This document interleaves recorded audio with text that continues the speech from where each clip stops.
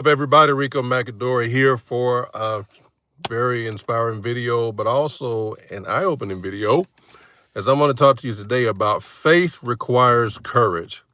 Faith requires courage. Now, I've been reading, yes, in the scripture, but I've also been reading a book by one of my favorite authors who's gone on to be with the Lord now, but I have it right here. I've been picking it back up. It is called Rediscovering Faith. And what I found about rediscovering faith is it helped me look at, have we been conditioned in our faith in God? Have we been conditioned? I'm going to get up and walk. But have we been conditioned for comfort or courage? Have we been prepared for comfort or courage?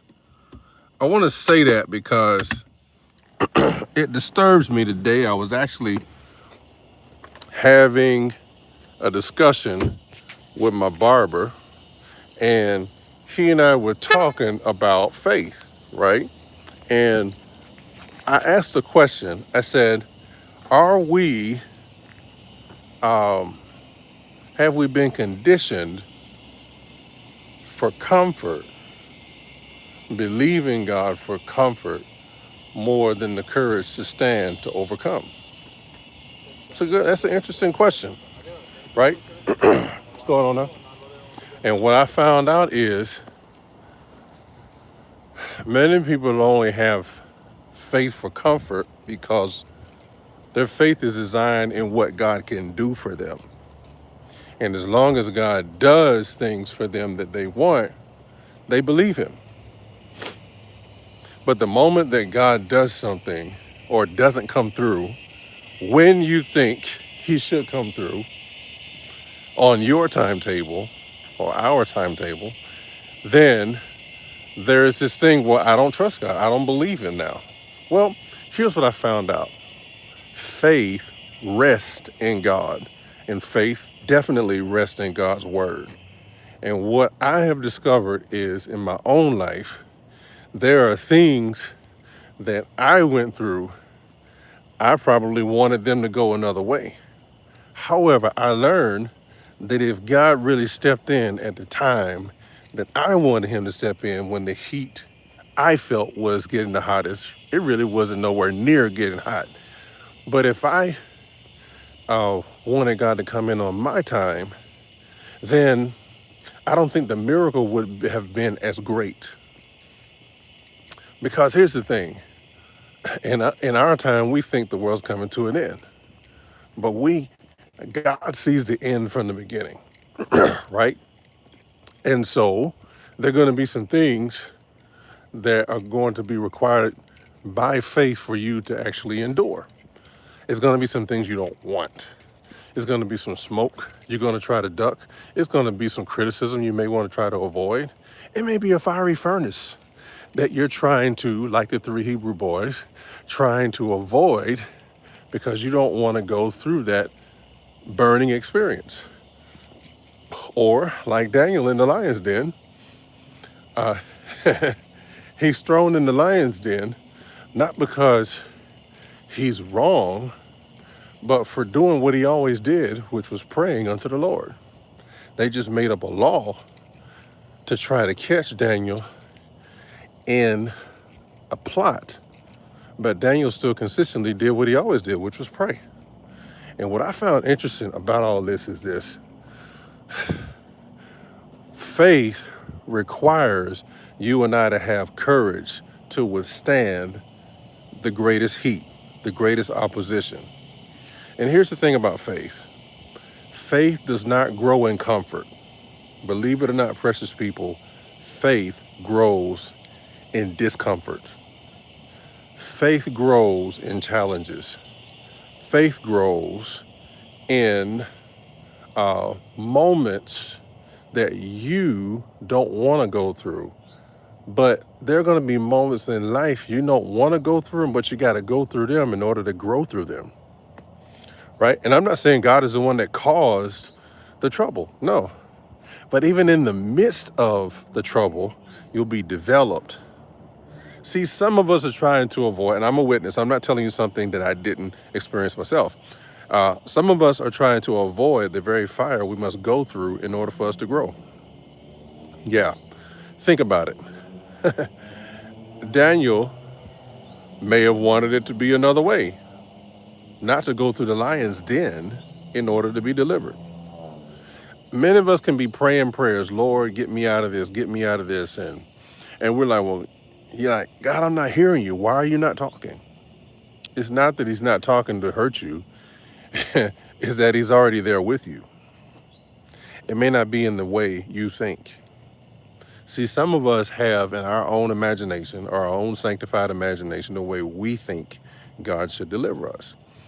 But when we say faith requires courage, faith is like this. This is what real faith is in God. Okay. Yes, we believe him for the good. We believe him for all that stuff. Sometimes we've just been conditioned to avoid conflict, right? But here's where your faith has to be tenacious. Like the three Jewish boys, Shadrach, Meshach, and Abednego, which were their names changed originally to fit the culture of Babylon. But what you got to do is be courageous like them. Though their names were changed, they tried to give them a new identity. It never, though the new names were given, it did not position them or even threaten them to forget who they were. And so you and I got to be like them when we face trials and situations that we don't like or we're trying to avoid. You may even be threatened, right? And the threatened may not be a fiery furnace, but it could be something similar to a fiery furnace. Maybe it could be the fact that you take a stand, you lose your job, or you take a stand and you lose a certain position, you lose a certain reward. Could be a relationship. Somebody could be bribing you because they want you to bow to them. But you got to be like those three Hebrew boys who said to King Nebuchadnezzar, they're like, Neb, in my modern vernacular, modern terms, Neb, King Neb, we know that our God is able to deliver us. But watch this. This is what real faith is right here. A demonstration of faith that requires courage. They told him, they said, but even if our God does not deliver us, we still will not bow to the golden image that you made. Ooh, think about that. They said, King, here they are in the highest form of pressure that they're dealing with. And now they're being threatened that if you don't bow to the image that our king made, or if you don't bow to my image that I made when the music plays. Isn't that an interesting side note? How most times in order to get us to bow, music is used to bypass your logic, to get to your emotions, to get you to move, to make a decision. Well, in that case, we have to be like those guys, regardless of what music you play, regardless of what antics you pull. I'm not going to bow to you. I'm not going to bow to the system. I'm not going to bow to anything that's going to make me disavow my God. I'm going to have courage and I'm going to stand. Now, here's the thing about it. Got to hear this, precious people. We can have courage to stand. Right, that's true. We can say we have courage, but courage is not so much what we say, it's what we demonstrate. Sometimes people are going to threaten you, trying to bully you to bow to what they think you are entitled to. But there's going to come a time you're going to have courage to stand even when it's not popular. I mean, what do you do? Like the three Jewish boys, three Hebrew boys, they stood even when everybody else in the crowd was bowing. You see, it takes courage. Faith requires courage to be the only one to take a stand when you are outnumbered. Faith takes courage when it seems the easy way out is just to bow down and worship a false image, worship a false system that opposes your true God-given standard. You see, faith requires courage. You have to have the kind of courage where, though the wind and the seas may blow, you're still standing firm. And in this time that we live in right now, it's requiring you and I to step out of our box of familiarity and really flow in God's revelation and be positioned in the way He's called us to. Because something tumultuous, something great is coming, and it's going to be very imperative that you move with God. But that's going to require courage. You know why? Because there are going to be people to tell you, hey, look, I wouldn't do that if I were you. But isn't it interesting? Like Peter, who had the courage to step out of the boat and walk on the water to get to Jesus. It is so interesting that the people who complain the most are the ones who stay in the boat, trying to encourage the people who have the courage to step out of the boat, not to leave the boat. Isn't that interesting? So faith requires courage. You're going to have to stand sometimes even by yourself. But I heard a great man of God say this one time. He said, if you're willing to walk alone, God will send the right people along with you to help you. Sometimes you will not find out who's really with you until you have the courage to take a stand.